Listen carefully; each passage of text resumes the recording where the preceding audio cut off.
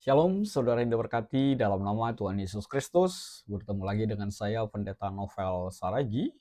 Sebelum kita dengar-dengaran akan firman Tuhan, ada baiknya kita bersatu dulu di dalam doa. Kita berdoa. Bapa di dalam sorga, terima kasih Tuhan buat kebaikan-Mu, sukacita-Mu selalu berlimpah atas setiap kami. Dan satu kerinduan kami rindu disapa oleh kebenaran firman-Mu. Maka berfirmanlah Engkau Tuhan, sebab kami siap untuk menerimanya. Amin. Shalom, saudaraku, di dalam nama Tuhan Yesus Kristus, sahabat terbaik dalam kasih Tuhan. Firman Tuhan yang menyapa kita pada saat ini, tertulis di dalam kitab Amos, pasal yang ke-8, ayat yang pertama sampai ayatnya yang ke-12. Begini firman Tuhan, saya bacakan buat kita semua. Inilah yang diperlihatkan Tuhan Allah kepadaku. Tampak sebuah bakul berisi buah-buahan musim kemarau. Lalu berfirmanlah ia, apakah yang kau lihat Amos? Jawabku, sebuah bakul berisi buah-buahan musim kemarau. Berfirmanlah Tuhan kepadaku, kesudahan telah datang bagi umatku Israel. Aku tidak akan memaafkannya lagi. Nyanyian-nyanyian di tempat suci akan menjadi ratapan pada hari itu. Demikianlah firman Tuhan Allah. Ada banyak bangkai. Kemana-mana orang melemparkannya dengan diam-diam. Peringatan terhadap orang yang mengisap sesamanya. Dengarlah ini, kamu yang menginjak-injak orang miskin dan yang membinasakan orang sengsara di negeri ini dan berpikir, bilakah bulan baru berlalu, supaya kita boleh menjual gandum, dan bilakah hari Sabat berlalu, supaya kita boleh menawarkan terigu dengan mengecilkan eva, membesarkan shikal, berbuat curang dengan neraca palsu, supaya kita membeli orang lemah karena uang, dan orang yang miskin karena sepasang kasut, dan menjual terigu rosokan. Tuhan telah bersumpah demi kebanggaan Yakub bahwasanya aku tidak akan melupakan untuk seterusnya segala perbuatan mereka. Tidakkah akan gemetar bumi karena hal itu, sehingga setiap penduduknya berkabung? Tidakkah itu seluruhnya akan naik seperti sungai Nil, diombang-ambingkan dan surut seperti sungai Mesir, gerhana matahari dan ratapan? Pada hari itu akan terjadi, demikianlah firman Tuhan Allah. Aku akan membuat matahari terbenam di siang hari dan membuat bumi gelap pada hari cerah. Aku akan mengubah perayaan-perayaanmu menjadi perkabungan dan segala nyanyianmu menjadi ratapan. Aku akan mengenakan kain kabung pada setiap pinggang dan menjadikan gundul setiap kepala.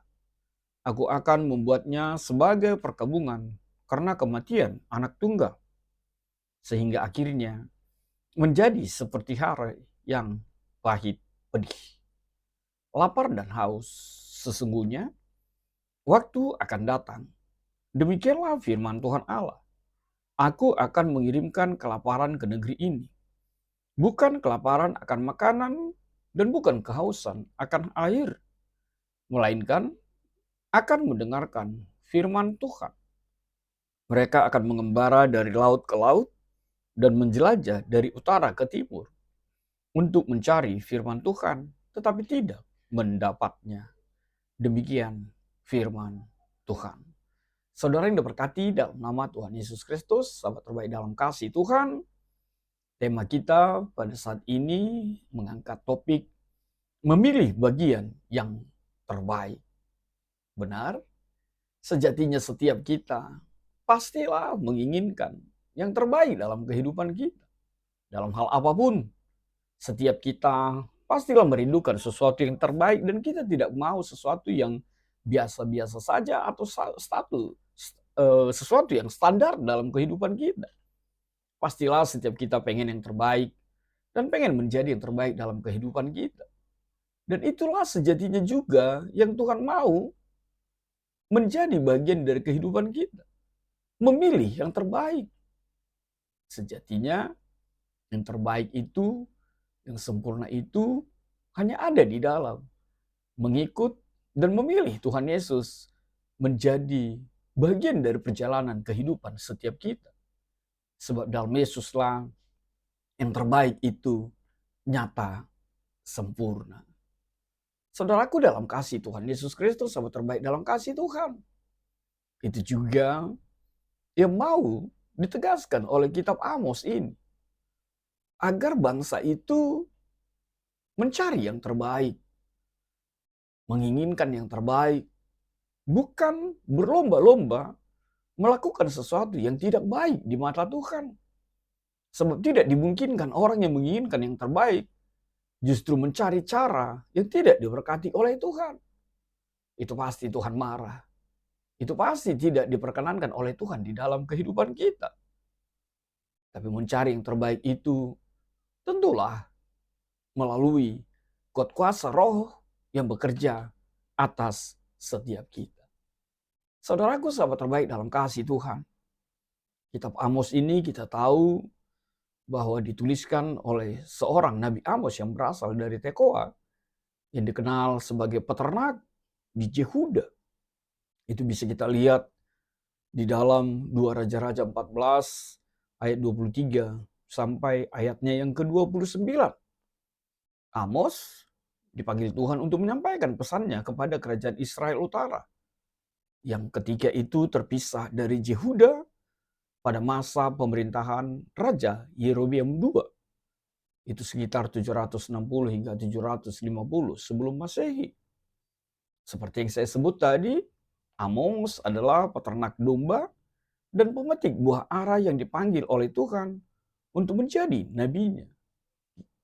Pasal 1 ayat 1 menegaskan, saudara yang diberkati dalam nama Tuhan Yesus, meskipun berasal dari Yehuda, ia diutus untuk menyampaikan nubuat kepada Israel Utara, yang saat itu sedang mengalami kemakmuran yang luar biasa, sedang mengalami kemajuan yang luar biasa. Tapi sayang sekali, kerusakan moral sangat parah sekali. Apalagi kerohanian di dalam kehidupan mereka. Mereka jauh dari Tuhan dan menghalalkan segala cara untuk memuaskan keinginan dirinya sendiri. Benar, Amos tidak berasal dari golongan nabi. Tapi dia luar biasa dipakai oleh Tuhan, dipanggil oleh Tuhan, menyerukan pertobatan itu. Dan di sini menjadi kuat setiap kita. Bahwa dari desa kecil pun, bahwa dari tempat terpencil pun, kalau Tuhan mau pakai, maka itu akan terjadi di tengah-tengah kehidupan kita. Maka jangan pernah rendah diri, jangan pernah merasa tidak berarti. Tapi kalau Tuhan pakai dari yang tidak kelihatan, dari yang tidak ada sinyal, kalau Tuhan berkarya atasmu, pasti Tuhan akan memberkatimu. Saudara yang diberkati dalam nama Tuhan Yesus Kristus. Konteks sosial dan keagamaan ketiga itu, Israel pada saat itu dipenuhi dengan ketidakadilan sosial, di mana orang kaya mengeksploitasi orang miskin dan sistem peradilan tidak mendapatkan tempatnya menjadi pengadil, menghadirkan keadilan. Itu bisa kita lihat di Amos 2 ayat 6 sampai ayat 7, Amos 5 ayat 10 sampai 12.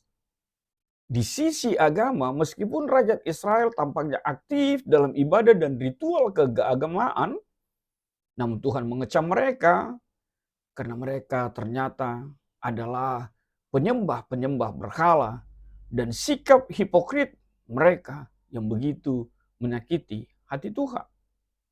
Dan disinilah kita melihat bahwa Tuhan memakai Amos untuk menyampaikan pesannya agar bangsa itu kembali ke jalan Tuhan, menekankan keadilan, pertobatan, dan konsekuensi dari dosa-dosa itu.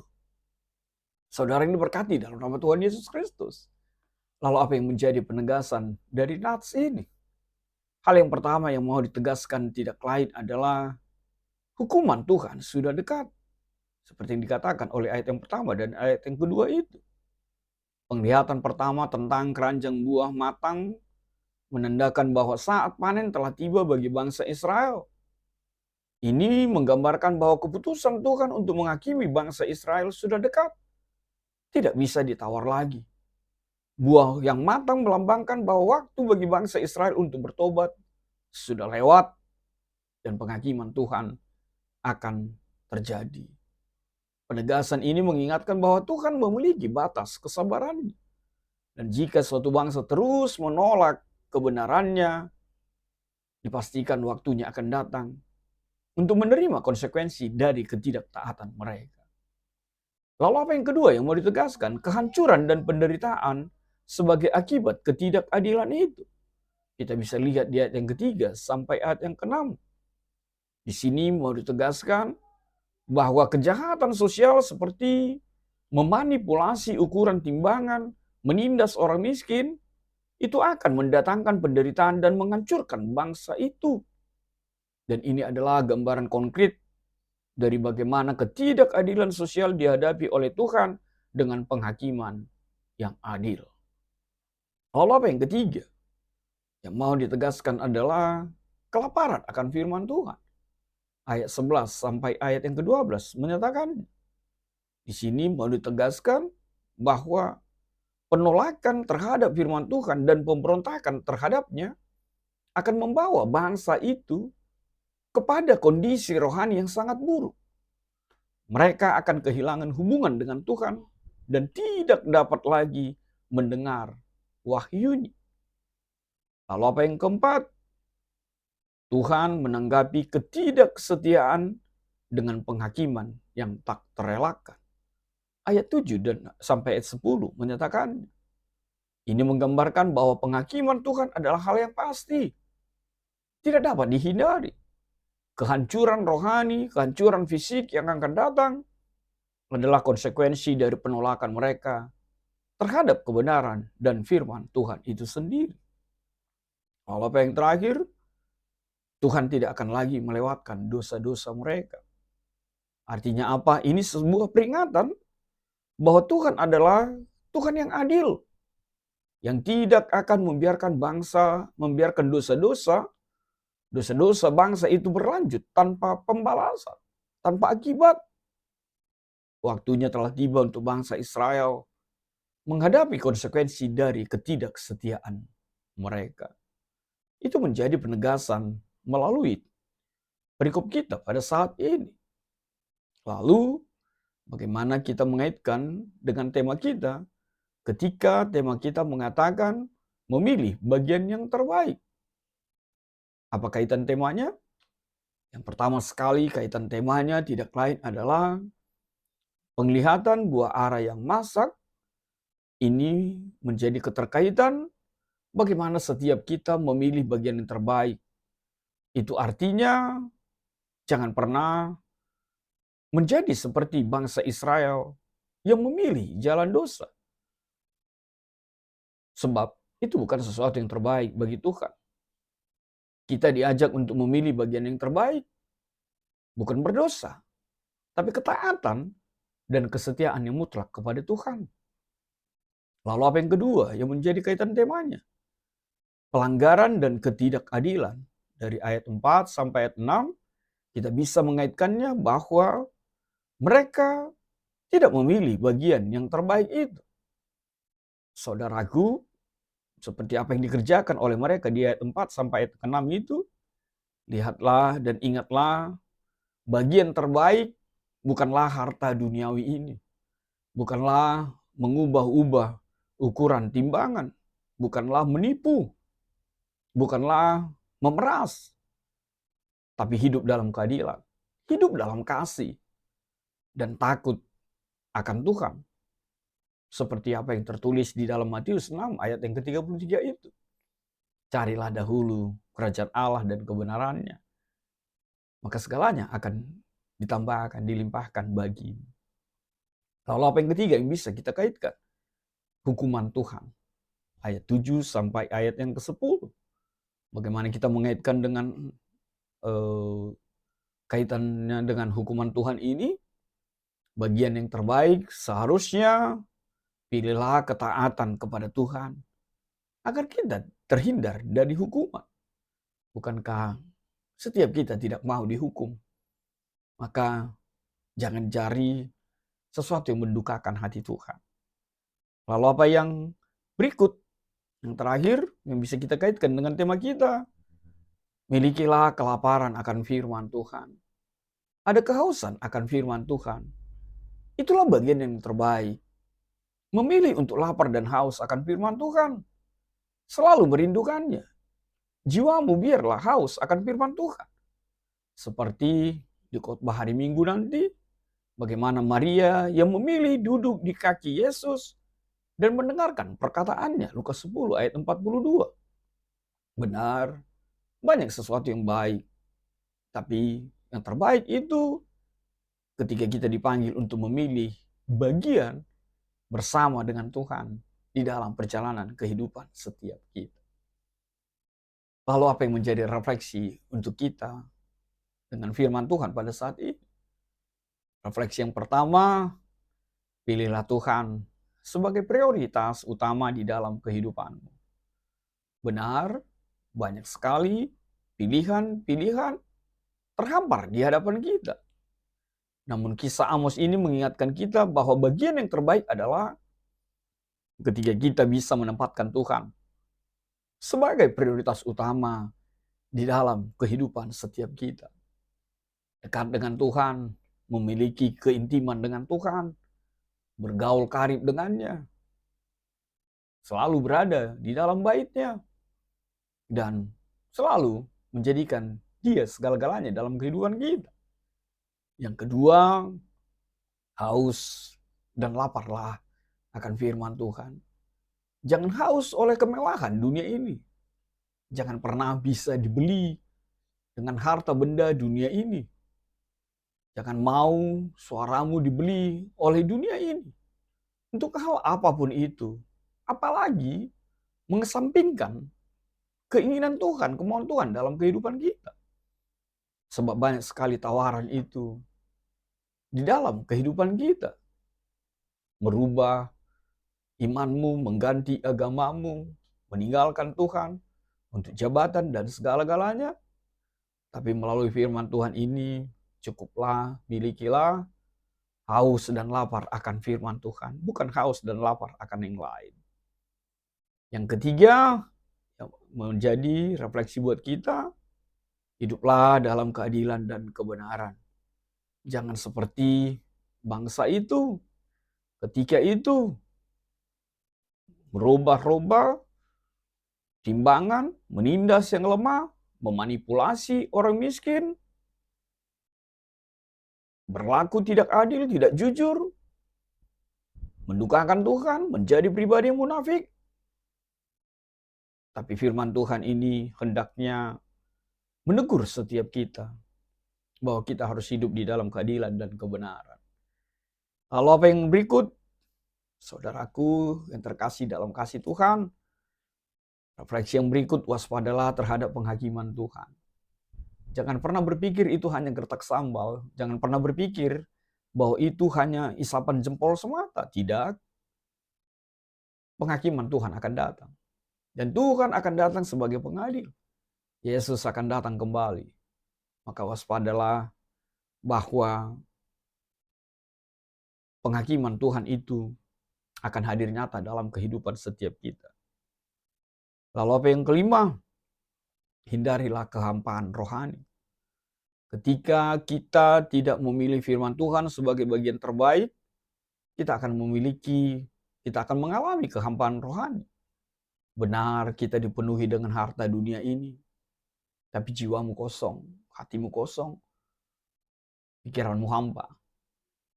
Jangan sampai engkau mengalami kehampaan rohani. Tapi satu hal yang pasti, isilah hidupmu dengan kegiatan rohani yang membangun imanmu. Beribadahlah, bersekutulah di dalam Tuhan, dan selalulah melayani Tuhan Yesus. Dan jangan pernah meninggalkan persekutuan-persekutuan ibadah. Kalaupun engkau harus sendiri, pergi beribadah, pergi melayani, percayalah Tuhan akan menuntun dan menemani. Yang terakhir, jadikanlah doa sebagai bagian terbaik. Dalam keadaan apapun, memilih bagian terbaik, itu berarti kita selalu berdoa, kita selalu menyerahkan hidup kita kepada Tuhan. Dan kita tidak mau terpisah dari Tuhan kita di dalam kehidupan kita.